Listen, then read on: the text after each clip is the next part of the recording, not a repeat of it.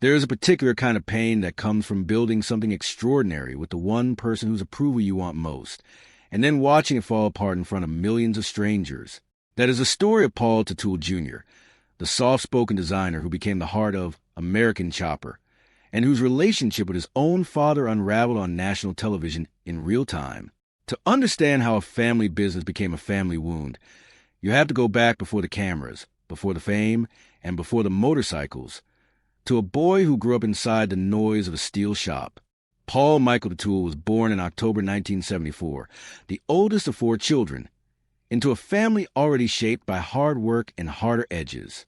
His father, Paul Teutul Sr., ran Orange County Iron Works, a metal fabrication business built on discipline, long hours, and the kind of blunt authority that left little room for softness.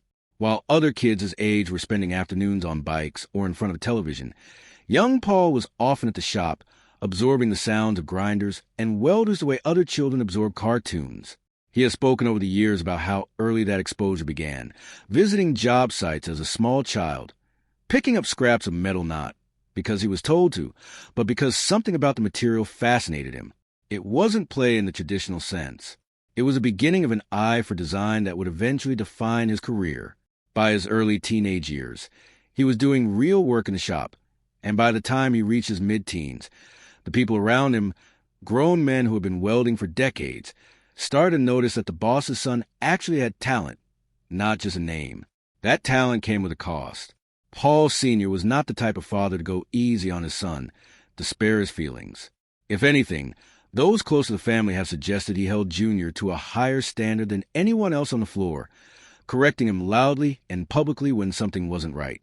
For a teenager trying to find his footing, that kind of pressure could have gone one of 2 ways. It could have driven him out, or it could have forged him. In Paul Jr.'s case, it did both. It made him exceptional at his craft, and it planted the first seeds of a resentment that would take decades to fully surface. Rather than follow a conventional academic path, Paul Jr. enrolled in a vocational program that let him split his school day between the classroom and hands-on trade work. He studied welding, blueprint reading, and the structural mechanics of metal, the kind of practical education that doesn't show up on a university transcript, but matters enormously in a fabrication shop. Instructors who work with him have described a young man who seemed to understand, almost intuitively, how metal wanted to bend and move before he ever touched a torch to it. He didn't stop at what was required. Paul Jr. spent extra hours perfecting welds long after his classmates had gone home, treating the craft less like a job and more like a discipline to be mastered. When he came back to his father's shop after finishing his training, he was no longer the kid running errands and sweeping floors. He was a legitimate fabricator, and it showed in the work. By his late teens, he was overseeing the railing division at Orange County Iron Works, a part of the business that, by some accounts, made up a substantial share of the company's revenue. It would have been easy for outsiders to assume nepotism, but the people who worked under him, many of them older, more experienced, some skeptical of taking direction from the owner's son, came around because the work spoke for itself. Still, something was missing. Custom railings and staircases, however impressive, were not what set Paul Jr.'s imagination on fire. He wanted to build something that moved, something with a personality. The shift began quietly, almost accidentally. Paul Jr. started sketching motorcycle designs in his own time, treating it as a personal outlet rather than a business plan. Around the same period, his father was rediscovering an old interest in bikes and asked his son for help putting one together. When Paul Sr. saw what his son had actually been drawing, not simple modifications, but genuinely artistic, structurally ambitious designs, it reportedly changed his thinking. What had started as a casual father-son project turned into a real conversation about building bikes commercially. In 1999, using funds pulled together from the family's ironworks business, father and son launched Orange County Choppers. It was not an equal partnership from the outset. Ownership was split heavily in the father's favor. At the time, that imbalance didn't seem to matter much. The company had almost nothing besides a cold workshop, a handful of tools, and an enormous amount of ambition. Their first build, a blue motorcycle with white flame detailing that took months of late nights to complete, debuted at Daytona Bike Week in 1999 and turned heads in a way neither of them fully expected. The years that followed were lean and exhausting. The shop was small, unheated in the winter, and constantly short on cash. Suppliers wanted payment up front. Paul Jr. reportedly worked brutal hours, sometimes sleeping at the shop just to keep bills on schedule. Arguments between father and son were frequent, not performed for anyone, simply the byproduct of two strong-willed people under enormous financial pressure. But the bikes kept getting better, and word started to spread. In the early 2000s, a television producer scouting for reality programming took notice of the shop's growing reputation. The initial pitch, a series about restoring old, junked-out bikes, was rejected outright by Paul Sr., who insisted their bikes were built from scratch, not patched together. A revised pitch followed, a show that would simply document the real process. Disagreements included. Paul Jr. was reportedly uneasy about the idea from the start, worried that airing their family's private tension to a national audience would do lasting damage. The contract itself was modest, and the physical conditions of filming, extra lighting, repeated takes, created real friction with the demands of precision fabrication work. Still, the financial reality of the business made the opportunity hard to refuse, and they signed on. American Chopper premiered in the spring of 2003 on the Discovery Channel and became a runaway success almost immediately, pulling in millions of viewers a week. What had been a small custom bike shop became a cultural phenomenon. Merchandise sales soared. The company relocated to a much larger facility, and the Teutul name became instantly recognizable across the country. While Paul Sr.'s explosive temper became a signature element of the show's drama, it was widely understood that Paul Jr.'s quiet, focused craftsmanship was what kept a large portion of the audience genuinely invested. Interest in welding and fabrication trades reportedly saw a noticeable bump during the show's peak years, something people around the industry sometimes credited to his influence. Several builds from this era became genuinely iconic, most notably a bike built as a tribute to firefighters who died on September 11, 2001, which incorporated a physical piece of steel recovered from the World Trade Center site. Paul Jr. handled that particular weld himself. The bike went on to be displayed at hundreds of public events over the years and remains part of Orange County Chopper's collection, a piece of work that transcended the show itself and became a genuine object of public mourning and remembrance. A second tribute bike, unveiled roughly a decade later in connection with the National September 11 Memorial, drew a similarly emotional public response and helped raise funds for the memorial through a raffle.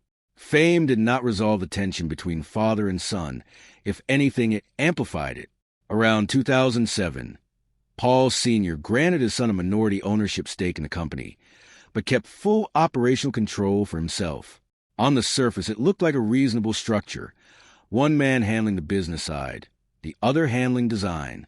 In practice, as Paul Jr.'s creative reputation grew and increasingly became the face associated with the brand's success, the underlying power imbalance became harder to ignore.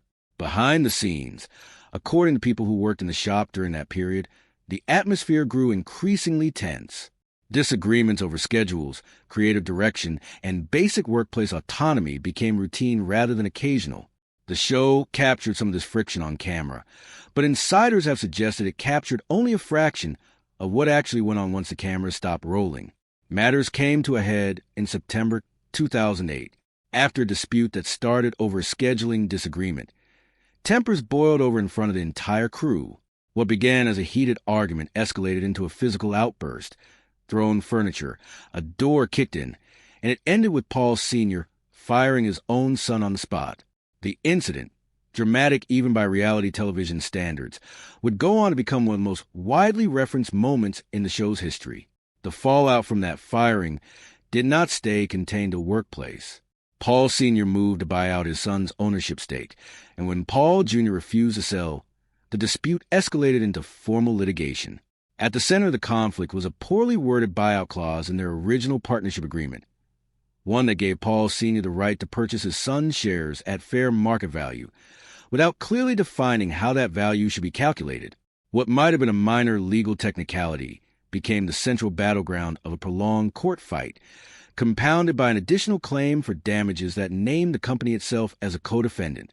When the case first reached the New York Supreme Court in 2010, the initial ruling favored Paul Sr., with the court ordering an independent appraisal of the disputed shares. Paul Jr. appealed, And by the end of that year, an appellate court reversed course, ruling that the ambiguous contract language couldn't be enforced as written. He retained his ownership stake, and just as importantly, retained the leverage that came with it. It was a legal victory, but not one that came with any reconciliation attached. A non-compete clause kept Paul Jr. out of motorcycle building for roughly a year following his departure.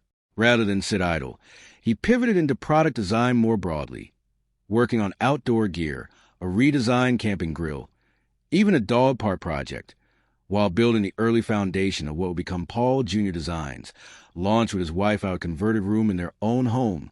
When the non-compete expired in 2010, several longtime members of the Orange County Choppers crew, including his own brother Michael, left to join him, a defection that reportedly hit Paul Sr. hard both personally and professionally.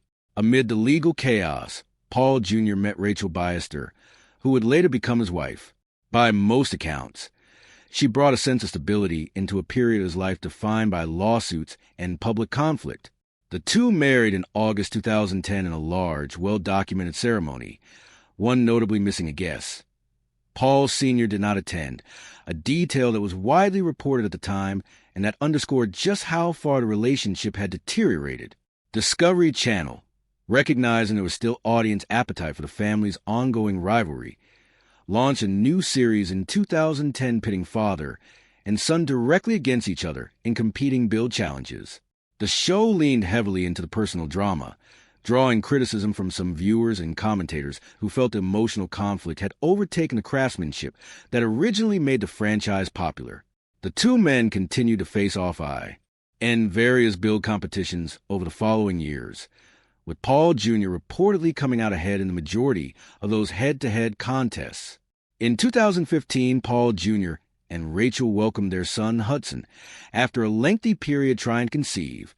Paul Jr. has spoken publicly about how becoming a father reshaped his perspective, not just on parenting, but on his own relationship with his father. Understanding, for first time, what it actually meant to raise a child gave him a different lens through which to view the choices Paul Sr. had made decades earlier. He has also spoken about a period of personal reflection around this time centered on his faith, describing it as something that gave him a framework for processing years of unresolved conflict. While the personal relationship between father and son remained strained, both men continued building successful, separate businesses. Paul Sr. kept Orange County Choppers running under his own direction. Paul Jr. grew Paul Jr. Designs into a substantial operation in its own right, expanding well beyond motorcycles into product design, licensed apparel, and partnerships with major entertainment brands, including work connected to a major studio film release. Periodic attempts at on-camera reconciliation followed over the years, driven in large part by production interest in revisiting the franchise's original dynamic. A widely covered 2018 reunion project and a later 2-hour special centered on building a patriotic-themed motorcycle both promised some form of closure.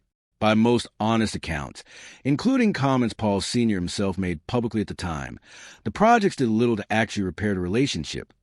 If anything, old patterns of dismissiveness resurfaced almost immediately once the two were working together again. There were, by Paul Jr.'s own description, brief moments of genuine connection during those builds, quiet stretches of working side by side without the pressure of cameras, but they remained the exception rather than the rule. As of the most recent public comments from those close to the family, Paul Teutul Sr. and Paul Teutul Jr. continue to lead entirely separate professional and personal lives. Contact between them is limited, largely confined to occasions tied to production commitments rather than genuine family gatherings. Paul Jr. has said publicly that the two have not shared a holiday meal together in well over a decade, a striking detail given how central the idea of family business was to the original appeal of American Chopper. What makes the story genuinely tragic isn't simply that a father and son stopped speaking. It's the shape of what was lost along the way, a working relationship that, at its best, produced some of the most emotionally resonant custom motorcycles ever built, object that gave comfort to grieving families and became genuine cultural landmarks. The same intensity that pushed Paul Jr. to master his craft as a teenager was, in many ways, the same intensity that eventually broke the partnership apart. Success didn't heal the relationship. In some ways, it seems to have accelerated the fracture, placing private tension under a public spotlight that neither man fully asked for. Paul Jr. has continued to speak openly in interviews and public appearances about faith, forgiveness, and the long process of making peace with a complicated upbringing. Not by pretending the pain wasn't real, but by trying to understand where it came from. He has described feeling real compassion for his father since becoming a parent himself, even while acknowledging that understanding someone doesn't automatically mean rebuilding a relationship with them. It's a distinctly human contradiction, loving where you came from, respecting the skill that was passed down to you, and still carrying the weight of everything that went wrong along the way. In the end, the story of Paul Teutul Jr. isn't really about motorcycles, television ratings, or even a lawsuit that once threatened to take everything from him. It's about what happens when a family business and a father-son relationship get fused together under enormous public pressure, and what's left standing once the cameras finally stop rolling. Two men who built something remarkable together are still, in their own separate ways, building, just no longer side by side.